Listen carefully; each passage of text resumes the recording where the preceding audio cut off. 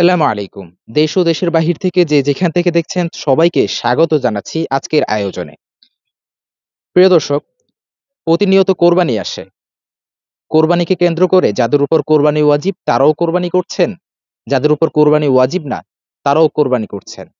কিন্তু প্রশ্নের বিষয় হলো যাদের উপর কোরবানি ওয়াজিব না তাদের গরু যদি হারিয়ে যায় কিংবা তাদের যদি কোরবানির পশুটা হারিয়ে যায় তাহলে কি তাদের আবারও কোরবানি করা লাগবে নাকি লাগবে না?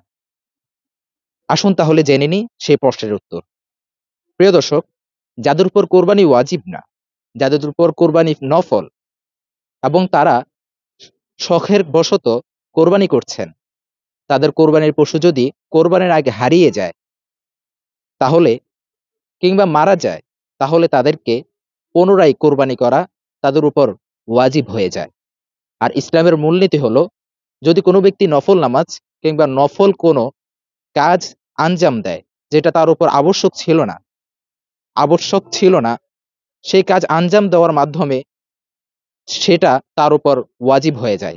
ঠিক তেমনিভাবে কোরবানি যেহেতু তার উপর ওয়াজিব ছিল না, সে কোরবানি করেছে, সেই কারণে কোরবানিটা তার উপর ওয়াজিব হয়ে গিয়েছে।